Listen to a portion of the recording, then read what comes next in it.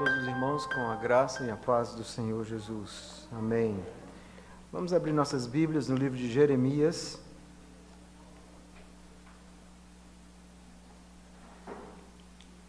Capítulo 9. Jeremias, capítulo 9. Vamos ler do versículo 23 a 26. Jeremias, capítulo 9.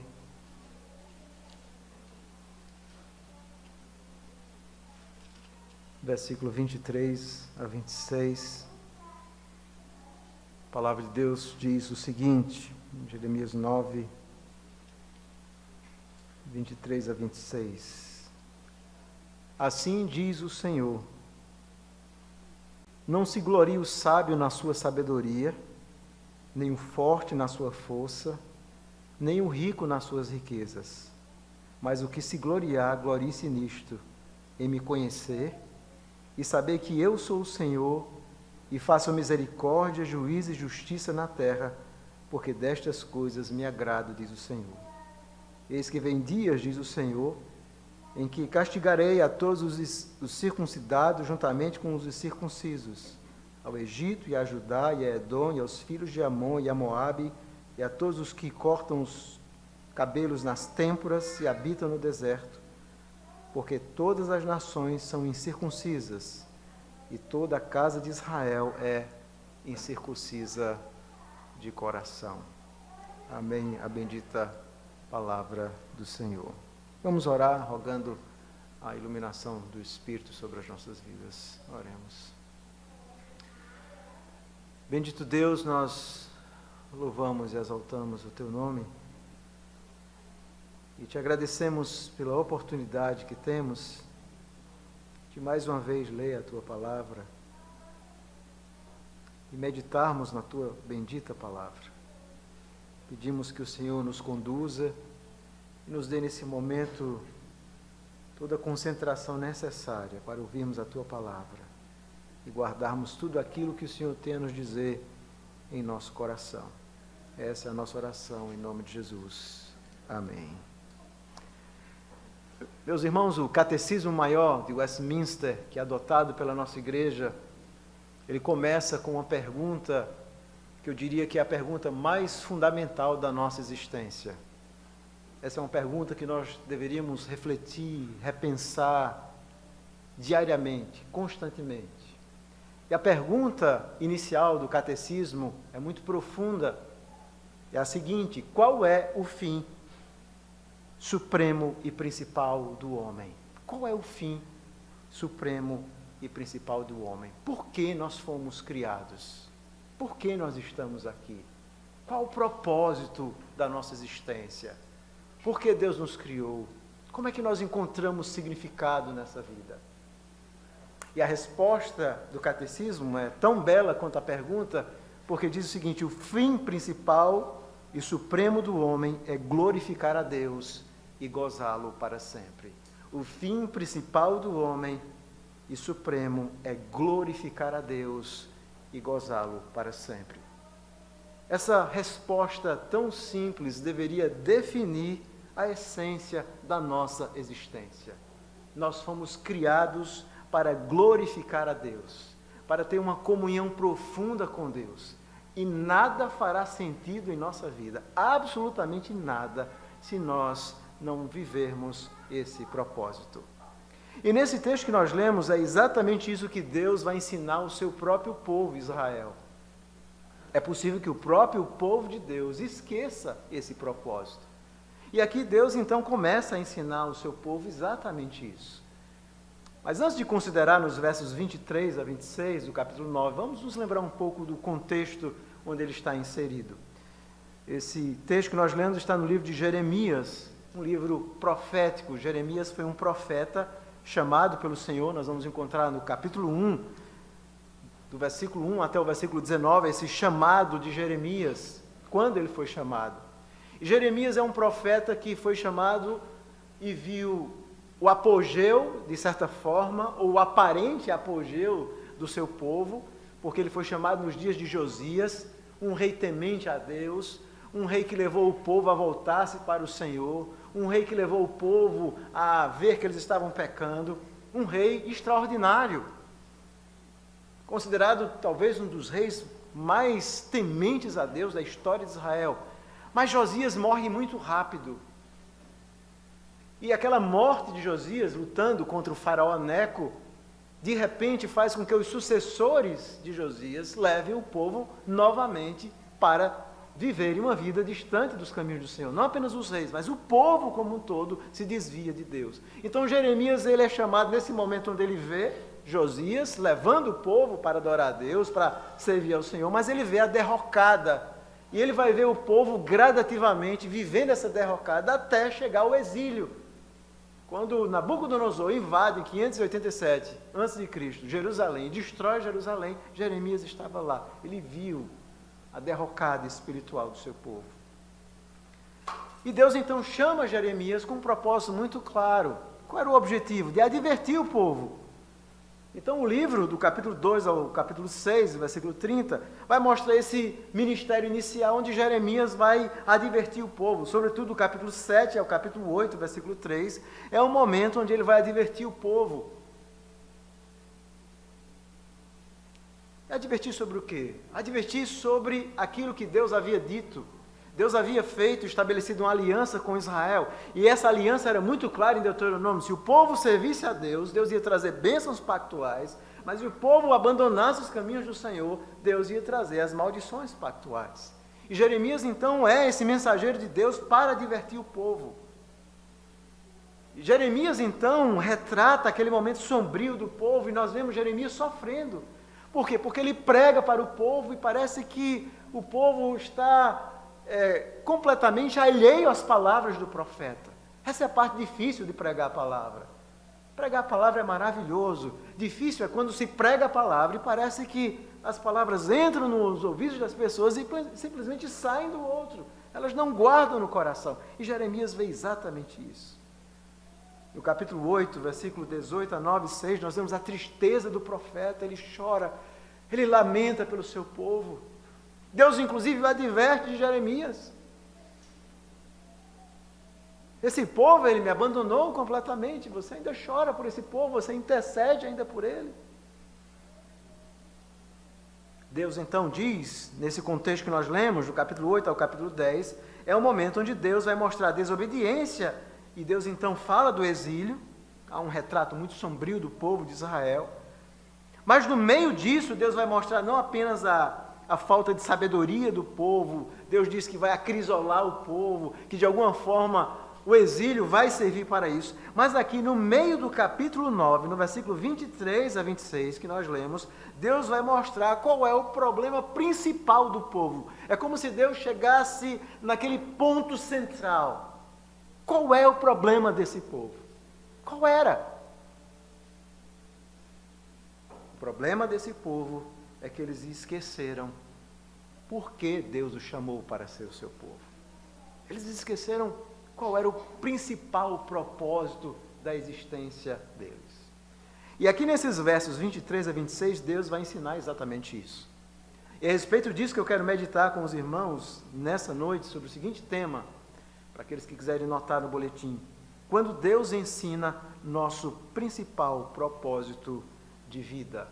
Quando Deus ensina nosso principal propósito de vida. Aqui o próprio Deus vai ensinar qual é o propósito de vida. E há pelo menos 3 ideias no texto que eu quero chamar a sua atenção. Primeiro, no versículo 23, Deus vai mostrar as causas erradas para se gloriar. O povo havia se gloriado em muita coisa, eles estavam buscando muitas coisas. Deus disse assim: está tudo errado. Vocês estão buscando o significado, o propósito na vida, estão gastando toda a energia principal de vocês em coisas que não vão trazer nada para vocês. Então, no versículo 23, Deus vai apontar as causas erradas para se gloriar. No versículo 24, Deus, então, ensina o povo a gloriar-se em conhecer Ele. Gloriando-se em conhecer o Senhor. Isso deveria ser o objetivo principal: conhecer a Deus, glorificá-lo, servi-lo. O povo estava esquecendo isso. E em terceiro lugar, versículo 25, 26, Deus aponta que ia trazer juízo, tanto para o seu povo, como para aquelas nações ímpias. E esse juízo era porque tanto o seu povo como aquelas nações não glorificavam a Deus. E Deus sempre trará juízo para aqueles que não o glorificam. Então, repetindo, quando Deus ensina nosso principal propósito de vida. Primeiro, as causas erradas para se gloriar, versículo 23. Segundo, gloriando-se em conhecer o Senhor, versículo 24. E terceiro, o juízo sobre os que o não glorificam, versículo 25 e 26. Vamos analisar em primeiro lugar o versículo 23, as causas erradas para se gloriar. Vocês já tiveram a oportunidade, assim como eu, de ver um manual. Geralmente quando a gente compra uma TV, compra um eletrônico, geralmente vem um manual. Um manual que geralmente ninguém lê, não é? Não sei se você é como a maioria das pessoas, que nós simplesmente não lemos, às vezes aprendemos e fazemos um monte de coisa errada, ou deixamos de explorar coisas maravilhosas que aquele eletrônico tem, simplesmente porque nós não lemos o manual. Nós não nos perguntamos, para que serve esse manual? Será que é apenas um souvenir que acompanha o produto principal? É óbvio que não. O manual vai nos ensinar como é que a coisa funciona. E aqui Deus está ensinando a Israel o que é o ser humano. Deus vai dar ao seu povo qual o manual de se encontrar o propósito da vida. Como é que a gente encontra esse propósito da vida? Como é que a gente encontra significado? Como é que a gente se descobre como verdadeiramente seres humanos que encontram um significado para a sua existência nesse mundo? É exatamente isso que Deus está dizendo. E Deus então vai dizer, em primeiro lugar, a Israel, como é que você não encontra significado na sua vida? Como é que você não vai encontrar? Veja o versículo 23. Assim diz o Senhor: não se glorie o sábio na sua sabedoria, nem o forte na sua força, nem o rico nas suas riquezas. Não se glorie nessas coisas. E esse verbo aqui hebraico que está no livro de Jeremias, gloriar, esse verbo gloriar, ele tem dois significados básicos. Tem um significado negativo, no sentido de orgulho. Algumas vezes essa palavra aparece com esse significado semântico de orgulho, de gabar-se no sentido negativo da coisa. Mas a palavra também aparece com o significado de louvor, de júbilo. E é exatamente o significado aqui, é o sentido de expressar confiança em algo ou encontrar propósito nela. É a ideia de gabar-se, de encontrar uma autofelicitação. Então Deus diz assim, não se gabe, não se felicite, não ache que você vai encontrar glória, por exemplo, na sabedoria humana. Você acha que você vai encontrar glória na sabedoria humana? É como se Deus estivesse ensinando a Israel, como não, Deus está ensinando as ilusões do viver. O ser humano, ele vive, muitas vezes, ele constrói o mundo dele em uma fábrica de ilusões, um mundo cheio de ilusões, um mundo de fantasia. Lembro daquele filme bem antigo da minha infância, eu lembro, A Ilha da Fantasia. Na Ilha da Fantasia, você construía alguma coisa e alguém vivia aquela fantasia. Então, qual é a fantasia do homem? É expressar a sua alegria, a sua felicitação, a sua glória, o seu significado, primeiro, na sabedoria humana. Deus diz assim, não se gabe na sabedoria humana, não se gabe no seu conhecimento, não se gabe nos seus cursos, não se gabe na sua capacidade intelectual, não se gabe em nada disso. Sabe por quê? Porque na hora das provações, nas horas das aflições, elas não terão uma resposta para você. Nós vimos exatamente isso através desse terrível vírus. Onde está a sabedoria humana? Há 2 anos que nós estamos lutando e sofrendo com isso. Deus diz, não se gabe, não encontre o significado, não busque o significado da sua vida nessas coisas humanas, não busque em você, na sua própria sabedoria. Que loucura, Israel!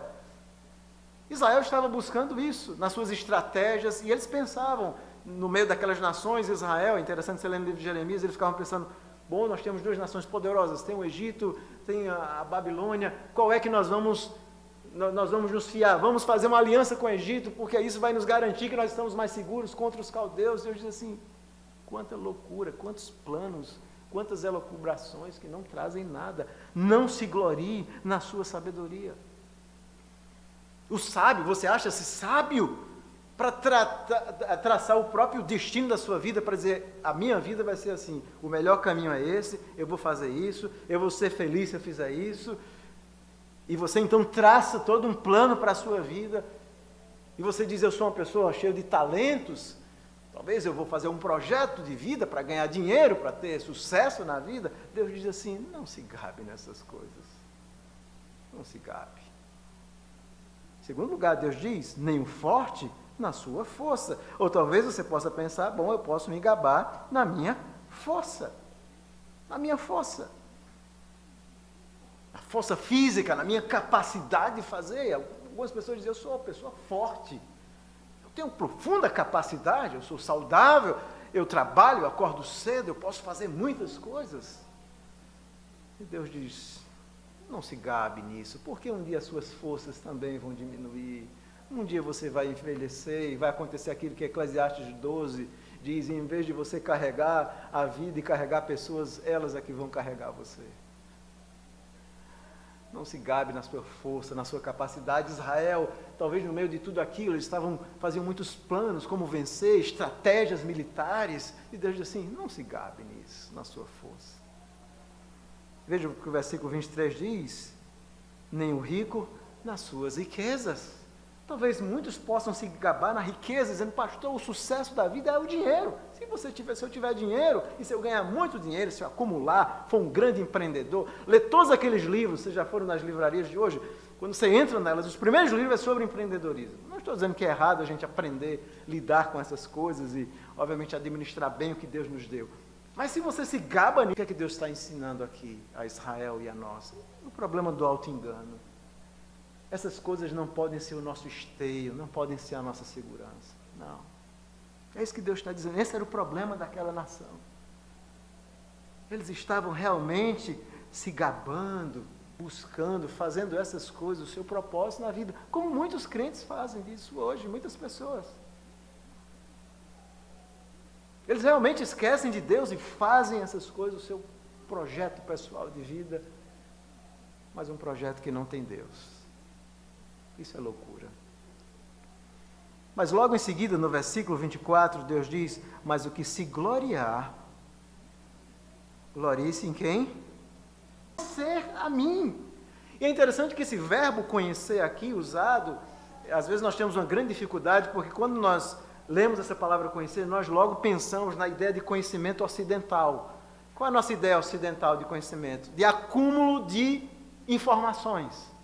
Então, alguém que tem conhecimento é alguém que acumula muita informação na sua mente. Aquela pessoa é uma pessoa muito conhecedora. Mas o significado do verbo não é conhecer, é a ideia de ter um compromisso verdadeiro. É um conhecimento experimental que você é transformado por esse conhecimento. Esse é o significado aqui. E era isso que estava faltando exatamente. Vocês querem se gloriar. Vocês querem ter algo para investirem o tempo de vocês, a prioridade da vida de vocês. Deixa eu ensinar a vocês, Israel. Me busquem, me conheçam.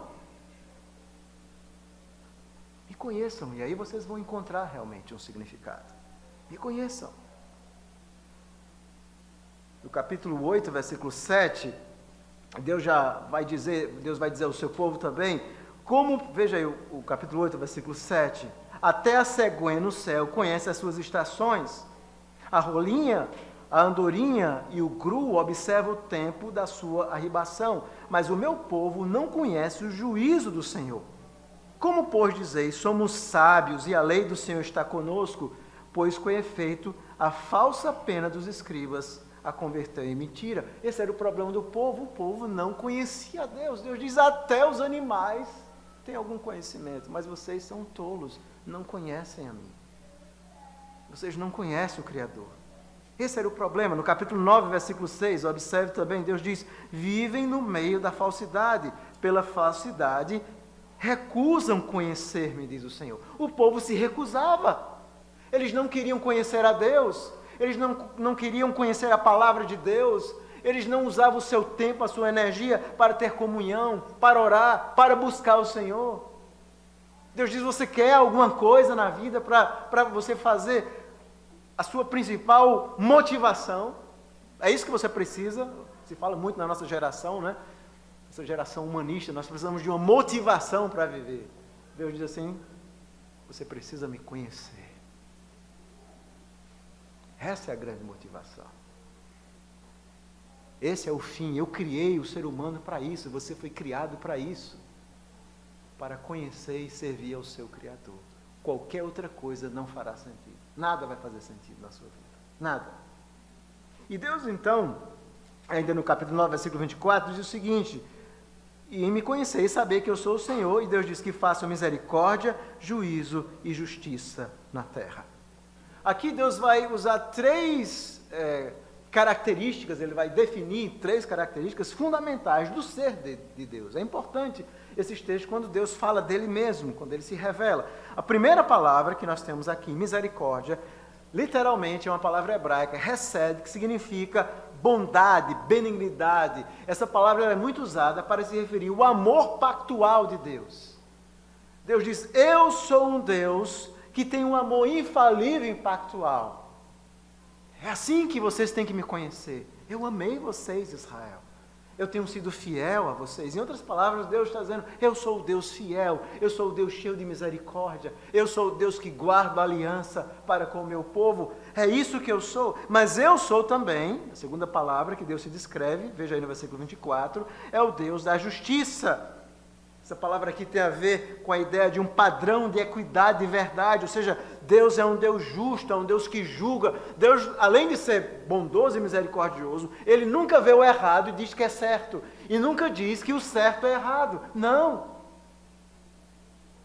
Deus estabelece para suas criaturas o que é certo e o que é errado. E eu sei que quando a gente fala sobre verdades hoje absolutas, sobretudo divinas, nesse período de pós-modernidade, onde não se pode mais falar sobre verdades absolutas, tudo é relativo, isso parece estranho, mas é exatamente o que a palavra de Deus ensina. Deus diz: eu sou o Deus da justiça. Eu sou o Deus que estabeleço o que é certo e o que é errado. Eu sou o Deus também da retidão, juízo, é traduzido juízo e retidão. Essa palavra justiça também, a ideia de retidão, se refere a essa conformidade a um padrão. Eu sou um Deus que conclamo o meu povo a viver de forma justa, de forma obediente. É isso que eu quero de vocês. E aqui é interessante porque Deus se revela para o povo de uma forma que muitas vezes nós não queremos conhecer. Veja, o ser humano, ele quer conhecer alguns lados de Deus. Ele quer conhecer, por exemplo, o Deus da misericórdia. É muito bom falar do Deus da misericórdia. E é bom, Deus é bondoso, misericordioso, é verdade. Mas muitos não querem falar do Deus justo, do Deus da disciplina, da ira de Deus, da indignação de Deus contra o pecado. Esse Deus, a gente não quer falar muito. Outros querem falar apenas desse Deus, apenas justo, juiz, se esquecendo do Deus da misericórdia, da bondade.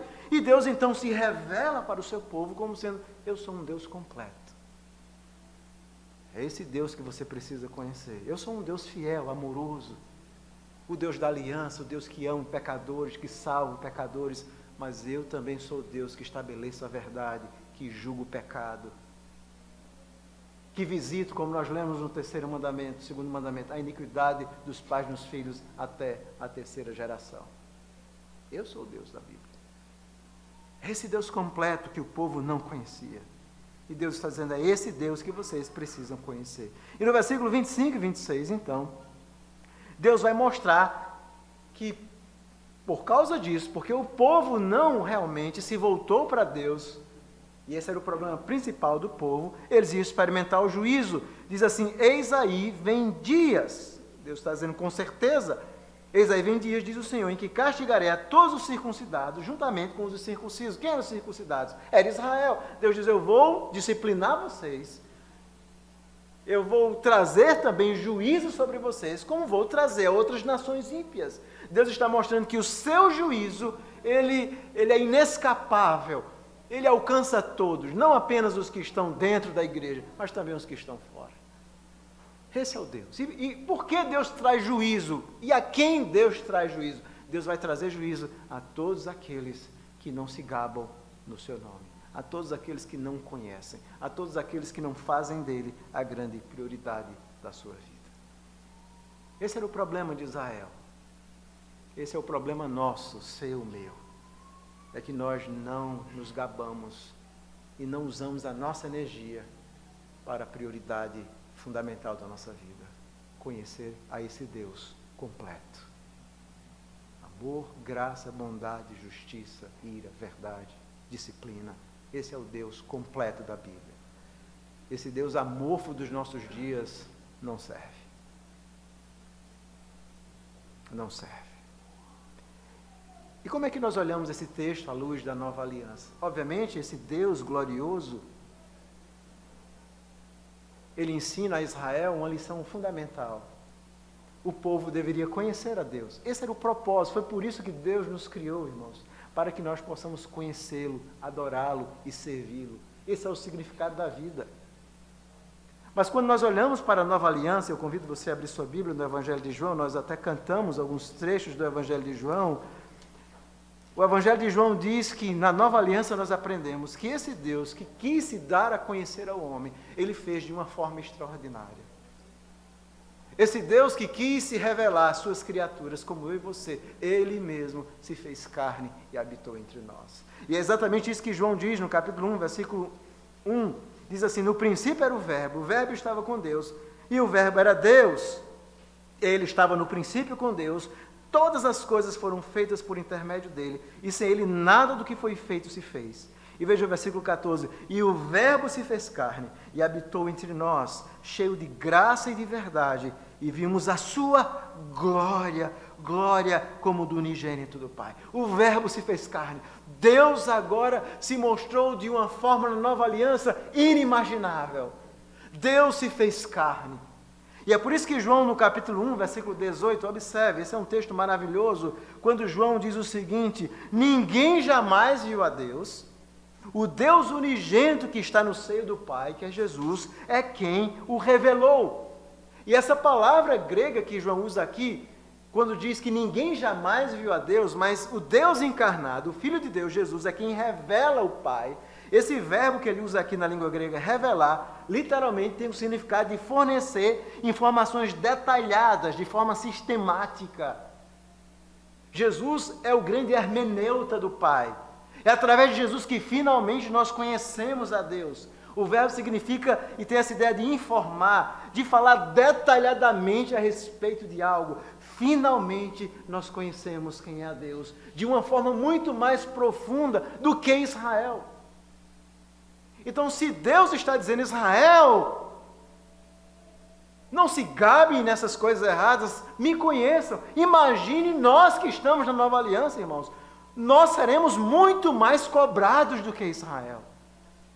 Israel não teve o privilégio, e aquele povo que viveu na época de Jeremias, o privilégio que nós temos de conhecer a Deus de uma forma detalhada e muito mais profunda, com a revelação trazida por Jesus. Por isso que quando nós lemos esse texto, nosso coração deve dizer: meu Deus, eu estou na nova aliança. Agora, o Filho unigênito veio revelar o Pai de uma forma detalhada, profunda, que aqueles israelitas não conheciam. Então, se eu não dedicar e fazer de Deus desse conhecimento a prioridade da minha vida, o que será de mim? É por isso que Jesus diz em João 17, abre sua Bíblia também, João 17, versículo 3, Jesus diz o seguinte: e a vida eterna é esta. O que é ter uma vida eterna? O que é conhecer a Deus? Ele diz assim: e a vida eterna é esta, que te conheçam a ti, o único Deus verdadeiro, e a Jesus Cristo a quem enviaste. Essa é a essência da vida. Essa é a essência da vida. E a vida eterna é esta, que te conheçam a ti, o único Deus verdadeiro, e a Jesus Cristo a quem enviaste. Jesus diz: eu te glorifiquei na terra, consumando a obra que me confiastes para fazer. Jesus então traz a glória de Deus de uma forma maravilhosa. Isso é vida. Jesus está dizendo: isso é a vida, é conhecer a Deus e a Jesus Cristo. Então, quando nós lemos para o texto de Jeremias, quando Deus diz assim: quem se gabe em conhecer a nossa mente na nova aliança, diz: é Jesus. Eu preciso conhecer Ele de forma aprofundada. Eu preciso ter um relacionamento. Ele precisa ser a prioridade da minha vida. Se eu tiver qualquer outra prioridade na vida, nada terá significado. E é interessante que o apóstolo Paulo sabe e lembra muito bem disso. Existem alguns textos que nós chamamos textos preferidos é aqueles textos que os autores do Novo Testamento citam mais de uma vez. E o apóstolo Paulo, em pelo menos 2 ocasiões, vai citar esse texto de Jeremias. Isso significa que esse era um texto que estava na mente do apóstolo Paulo, um homem sábio, culto, que foi perseguidor da igreja, até o dia em que Jesus o chamou, até o dia que ele conheceu o Senhor Jesus Cristo. E de alguma forma parece que esse texto de Jeremias estava na mente de Paulo, porque em ocasiões diferentes ele cita esse texto, ele lembra desse texto. Eu quero rapidamente ver com vocês. Na primeira citação do apóstolo Paulo está em 1 Coríntios capítulo 1, versículo 31. Abra sua Bíblia, por favor, em 1 Coríntios capítulo 1, versículo 31. Diz assim a bendita palavra do Senhor. O apóstolo Paulo, ele diz assim, vamos ler o versículo 30 e 31. Mas vós sois dele em Cristo Jesus, o qual se tornou da parte de Deus sabedoria e justiça e santificação e redenção, para que, como está escrito, aquele que se glorie-se no Senhor. Agora veja o contexto anterior. O que é que Paulo está ensinando aqui? Primeiro, Paulo começa a desenvolver, no versículo 18 a 25, que a mensagem da cruz era loucura. Era loucura para os sábios. Paulo desenvolve um argumento similar ao de Jeremias. De um lado, Paulo vai colocar a sabedoria humana, as forças humanas, os homens que buscam imaginar o mundo, criar os seus planos, os seus projetos, e tudo isso não é nada. Veja o versículo 20, onde está o sábio, onde o escriba, onde o inquiridor deste século, porventura não tornou Deus louca a sabedoria do mundo? É loucura você encontrar significado nesse mundo, nas coisas desse mundo. E do outro lado tem Deus, através da sabedoria divina encarnada em Jesus, que parece ser tolice para os homens. O que é um homem crucificado na cruz do Calvário? Parece ser tolice. Tolice para a perspectiva humana, porém, Paulo diz, a cruz é a glória de Deus. A cruz é a sabedoria de Deus. A cruz, veja, ele diz, Jesus se tornou da parte de Deus sabedoria. A cruz é a justiça, é a santificação, é a redenção, é a cruz, é na cruz onde Deus mostra que o conhecimento do homem não vale nada. É loucura. A cruz é loucura para os que se perdem, e até hoje o é. E às vezes nós começamos a viver como um mundo insensato, como loucos, buscando encontrar significado, um projeto pessoal de vida longe da cruz, longe de Cristo.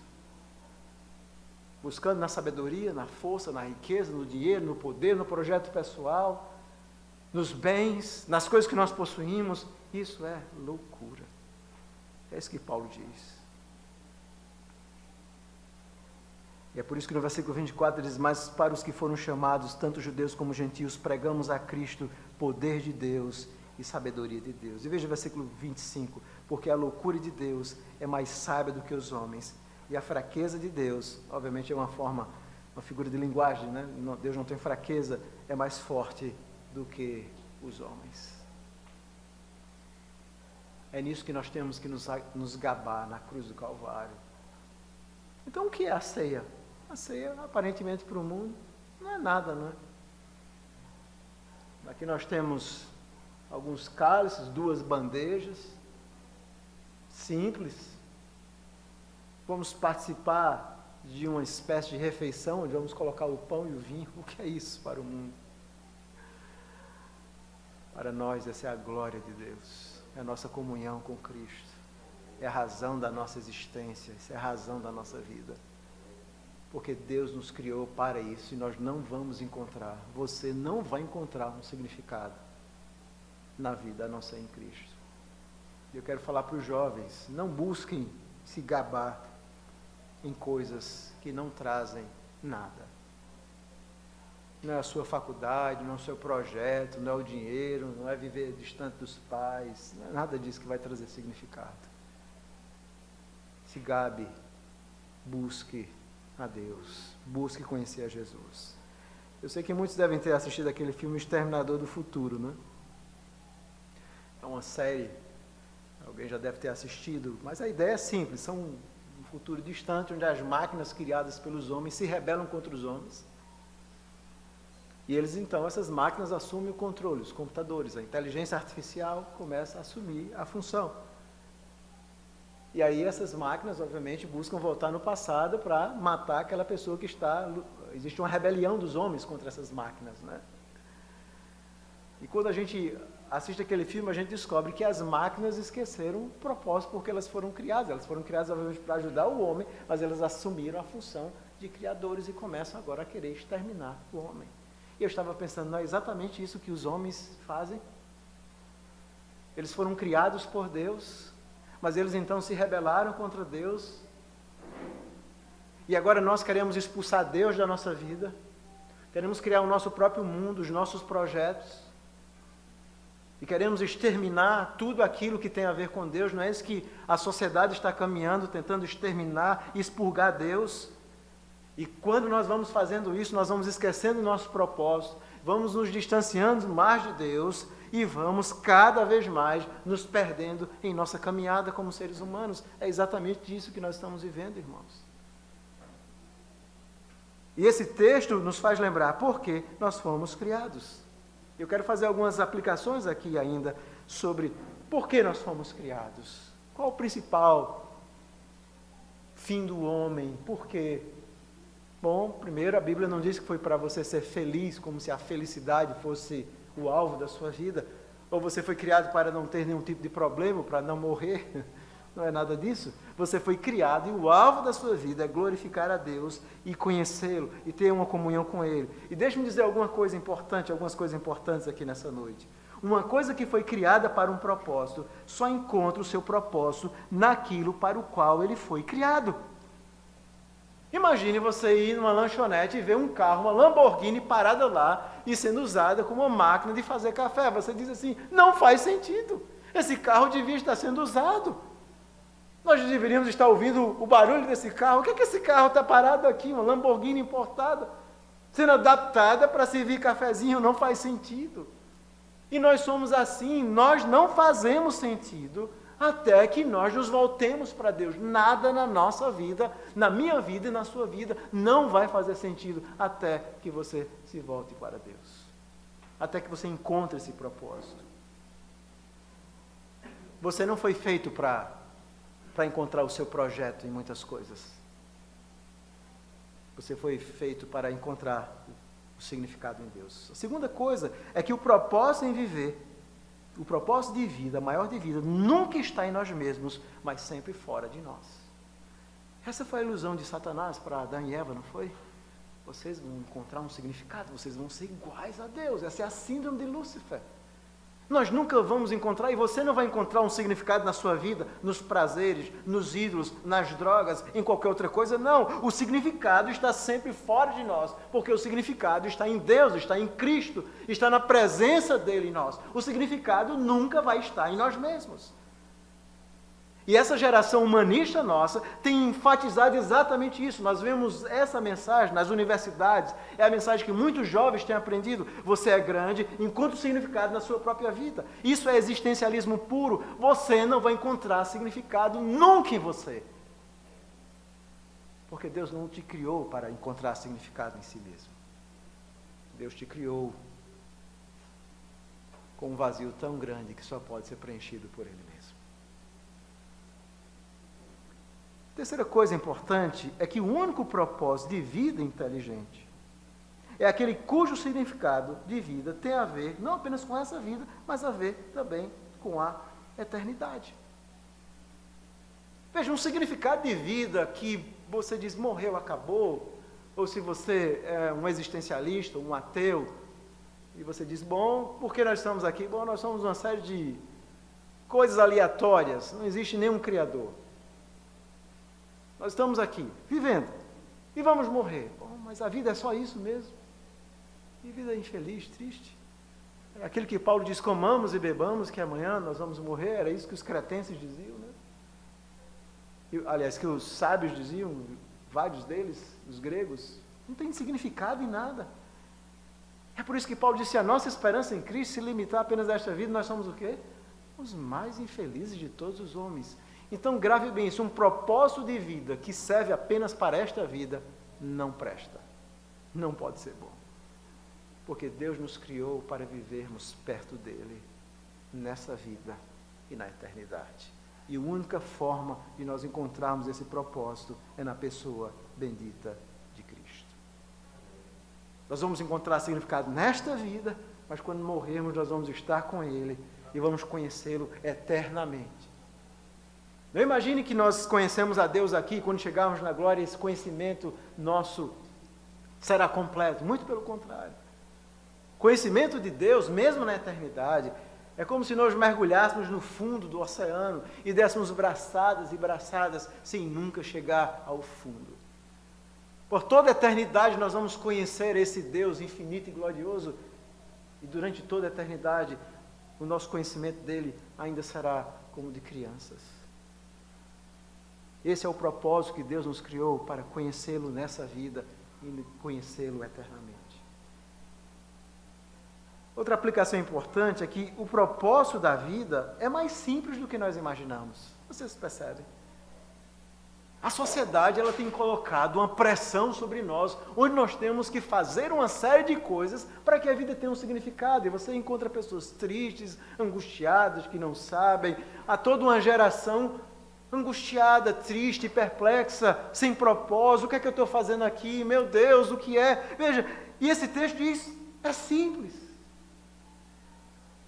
Você precisa conhecer o Senhor e servi-lo. Você precisa ter um relacionamento vivo, diário, profundo com o Senhor. E as outras coisas, elas vão acontecer naturalmente. É apenas isso. Não existem grandes coisas. Às vezes nós gastamos dinheiro, fazemos cursos, palestras, coaches para nos ensinar, até cristãos ímpios que estão nos ensinando o propósito de viver. Vocês já imaginaram isso? A palavra de Deus diz assim, me conheçam. Vocês foram criados para isso. Nós temos já a resposta, irmãos, é mais simples. E esse propósito de vida é mais profundo do que felicidade e bem-estar. É uma comunhão profunda e eterna com Deus. Eu quero concluir dizendo, a vida é uma fábrica de ilusões. É uma fábrica. E nós muitas vezes vamos construindo as ilusões da nossa mente. E aos poucos vamos descobrindo, como naquele famoso filme que eu assisti na minha infância, Fábrica de Chocolates. Tudo se desmancha. Nada fica. E a única coisa que vai ficar é o nosso relacionamento com Deus. Na juventude, na maturidade, quando casamos, quando envelhecemos, quando chegamos no leito para morrer, quando morremos e entramos na glória, a única coisa que vai ficar na nossa vida é o nosso conhecimento e relacionamento com Deus. Porque Deus é a nossa rocha, é a nossa única segurança. E na ceia nós aprendemos isso, essas lições que nós facilmente esquecemos. Jesus é a nossa glória. E uma das coisas maravilhosas que Jesus diz em João 17, 22 a 24, é que quando ele está no céu, ele está na terra e ele ora ao Pai em João 17, o desejo dele é que um dia nós vejamos a glória dele. Veja, nós conhecemos Jesus, mas, é claro, a palavra de Deus nos ensina coisas maravilhosas de Jesus, mas o nosso conhecimento dele aqui é como se fosse ainda embotado. E Jesus diz, Pai, o meu desejo é que eles estejam comigo, para que eles vejam a minha glória. Para que eles me conheçam. Há coisas muito mais gloriosas que nós ainda experimentaremos na eternidade, e a ceia nos lembra disso, dessa esperança. É como Paulo diz, anuncia a morte do Senhor até que Ele venha. Até que Ele venha. Então deixe-me perguntar novamente a você, qual é o seu fim principal? Por que você está aqui? Qual é o fim principal e supremo do homem? Por que nós fomos criados? É simples. Os teólogos de Westminster foram perfeitos. O fim principal e supremo do homem é glorificar a Deus e gozá-lo para sempre. E gozá-lo para sempre. É simples assim, meus irmãos. É para isso que nós fomos criados. E se você está vivendo distante de Deus, se gabando em coisas desse mundo, sabedoria, força, riqueza, estudos, planos, projetos, empresa, se isso for o alvo da sua glória, você está correndo do lado errado da vida. Que você precisa, nessa noite, se voltar para o Senhor, reavaliar a sua vida e buscar conhecer aquele que realmente traz significado. Aquele que se glorie-se nisto, em conhecer o Senhor. Essa é a grande lição para ele, para nós, nessa noite. Que Deus aplique essa palavra em nosso coração. Vamos orar. Bendito Deus, louvado e exaltado seja o teu nome. Somos gratos pela tua palavra. E agora pedimos que o Senhor continue aplicando essa palavra em nossos corações e nos ensinando a cada dia a viver inteiramente para a tua glória. Nós fomos criados para isso. Essa é a nossa oração em nome de Jesus.